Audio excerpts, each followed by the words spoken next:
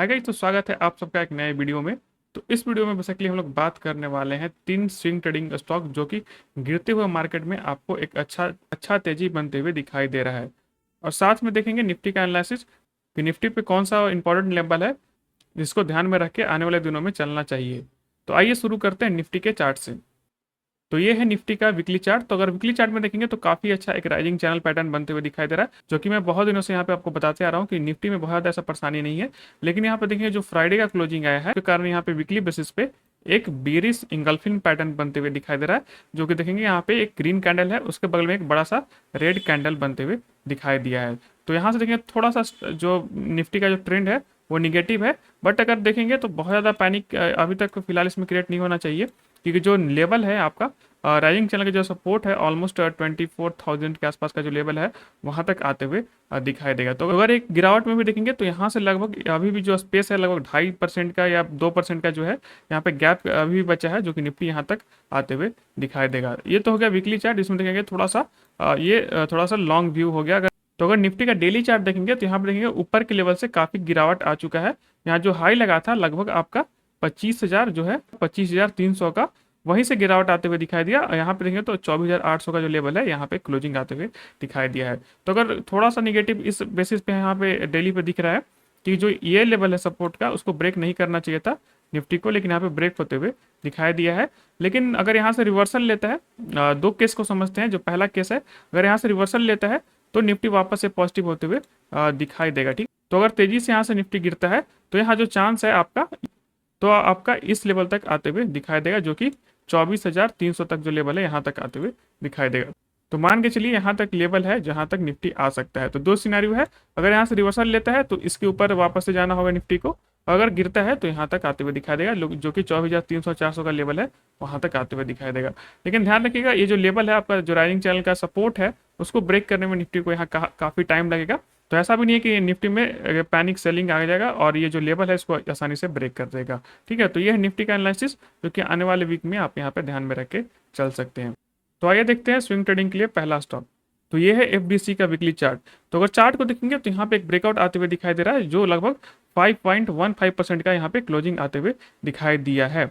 अगर chart pattern का बात करें तो यहाँ पे एक राइजिंग चैनल पैटर्न बना है, जो लगभग चार्ट पैटर्न का यहाँ पे स्टार्ट हुआ बनना, तो यहाँ पे अगस्त 23 से बनना स्टार्ट हुआ। और यहाँ पे देखेंगे तो यहाँ पे रेजिस्टेंस क्रिएट किया, जबकि 19 फरवरी 2024 को यहाँ पे क्रिएट किया है। और यहाँ पे भी देखेंगे तो यहाँ पे एक वापस एक इस जो है रेजिस्टेंस है उसको यहाँ पे रिटेस्ट करते हुए दिखाई दिया है। और फाइनली देखेंगे तो यहाँ पे एक ब्रेकआउट आते हुए दिखाई दिया है। तो अगर एक एक करके बात समझेंगे तो यहाँ पे देखेंगे तो पहला जो क्रिएट हुआ एक हाई, उसके बाद यहाँ पे इसी को रिटेस्ट किया है, यहाँ पे भी देखेंगे तो ये रिटेस्ट करते हुए दिखाई दिया है, और फाइनली देखेंगे तो यहाँ पे ब्रेकआउट आते हुए दिखाई दिया है। अगर नीचे की साइड बात करें तो यहाँ एक लो क्रिएट किया, उसी को यहाँ पे एक सपोर्ट की तरह यहाँ पे भी रिटेस्ट करते हुए दिखाई दिया, और यहाँ पे देखेंगे तो ऑलमोस्ट इसी सिमिलर पॉइंट से यहाँ पे भी अपसाइड में मूव करते हुए दिखाई दिया। और यहाँ पे भी देखेंगे तो एक यहाँ पे भी इस तरह से यहाँ से पुल बैक लेते हुए दिखाई दिया। तो मल्टीपल टाइम यहाँ पे देखेंगे तो यहाँ पे सपोर्ट और यहाँ पे रेजिस्टेंस क्रिएट किया है, उसके बाद ही यहाँ पे स्टॉक में ब्रेकआउट आते हुए दिखाई दे रहा है। तो चार्ट काफ़ी अच्छा है। और अगर डेली चार्ट पे देखेंगे, अगर डेली भी इसको मूव करके देखते हैं तो डेली में भी आपको अच्छा देखेंगे तो अप ट्रेंड ही कंटिन्यू अप ट्रेंड दिखेगा। और अच्छा बात यह है कि देखेंगे यहाँ पे मार्केट में गिरावट है, बस इस स्टॉक में बहुत ज़्यादा आपको इफेक्ट बनते हुए नहीं दिखाई दिया। हालांकि अगर यहाँ से देखेंगे तो यहाँ पे अप ट्रेंड ही बनते हुए दिखाई दिया है। ब्रेकआउट होने के बाद देखेंगे तो एक दिन यहाँ पे देखेंगे थोड़ा सा गिरावट आया, बट वापस से आज जो फ्राइडे का दिन था वहाँ पे गिरावट भी हुआ था मार्केट में, लेकिन यहाँ पे देखेंगे इस दिन भी स्टॉक 1.86% यहाँ पे अप भी था। तो आने वाले दिनों में इसको देख सकते हैं। और नीचे वॉल्यूम भी देखेंगे तो जब से यहाँ पे ब्रेकआउट वाले रेंज में आना चालू किया है, यानी यहाँ पे देखेंगे तो यहाँ पे देखेंगे तो इसके नीचे जो वॉल्यूम क्रिएट हुआ है यहाँ पे बढ़ते हुए दिखाई दे रहा है। तो आने वाले दिनों में इस स्टॉक पे जरूर ध्यान में रख के चल सकते हैं। तो आइए देखते हैं अब दूसरा स्टॉक। तो जो दूसरा स्टॉक है वो है आपका टीसीआई। तो ये है टीसीआई एक्सप्रेस का वीकली चार्ट। अगर वीकली चार्ट को देखेंगे ध्यान से तो यहाँ पे एक 2 ईयर का देखेंगे तो ऑलमोस्ट 2 ईयर का यहाँ पे एक ब्रेकआउट आते हुए दिखाई दिया था, जो कि इस बड़े वाले कैंडल पे देखेंगे तो अच्छे से ब्रेकआउट सस्टेन करते हुए दिखाई देगा। तो ब्रेकआउट तो काफी पहले आ चुका है, लेकिन चार्ट देखेंगे तो अभी भी यहाँ पे अप ट्रेंड में ही बनते हुए दिखाई दिया है। तो अगर हम लोग को चार्ट को समझना है तो इसको थोड़ा सा और डिटेल से डेली पे समझेंगे, लेकिन पहले देख लेते हैं कि इस चार्ट पे जो ब्रेकआउट हुआ है वो कितने बार रेजिस्टेंस क्रिएट करने के बाद आया है। तो पहला जो रेजिस्टेंस यहाँ पे एक हाई क्रिएट किया, उसके बाद देखेंगे तो ऑलमोस्ट यहाँ पे भी एक दूसरा बार यहाँ पे एक रेजिस्टेंस को यहाँ पे क्रिएट किया है। उसके बाद देखेंगे तो यहाँ पे मल्टीपल टाइम रेजिस्टेंस को यहाँ पे रिस्पेक्ट करते हुए ब्रेक होते हुए दिखाई दिया। तो यहाँ पे जो ब्रेकआउट है वो अभी भी टिका है, और चार्ट भी देखेंगे तो अभी भी कोई निगेटिव बनते हुए नहीं दिखाई दे रहा है। तो अगर नीचे से देखेंगे तो चार्ट है एक हाई की तरफ ही बढ़ रहा है, जैसे यहाँ पे देखेंगे तो यहाँ पे एक जो है हाई लगा था, तो यहाँ पे भी देखेंगे तो स्टॉक एक हाई की तरफ ही प्राइस में यहाँ पे शिफ्ट हुआ है। अभी फिलहाल देखेंगे तो यहाँ पे भी एक इस तरह से जो स्टॉक का प्राइस है वो हाई की ओर ही शिफ्ट होते हुए जा रहा है। तो ये था रीजन जो कि आपको यहाँ पे इस चार्ट में मल्टीपल टाइम जो है यहाँ पे रेजिस्टेंस को टेस्ट करके ब्रेकआउट आते हुए दिखाई दिया है। अब देखते हैं इसका डेली चार्ट। अगर डेली चार्ट को देखेंगे तो अगर डेली चार्ट को देखेंगे तो यहाँ पे जो ब्रेकआउट जो बड़ा कैंडल बना था वीकली बेसिस पे, वहाँ पे एक गैप अप क्रिएट हुआ है।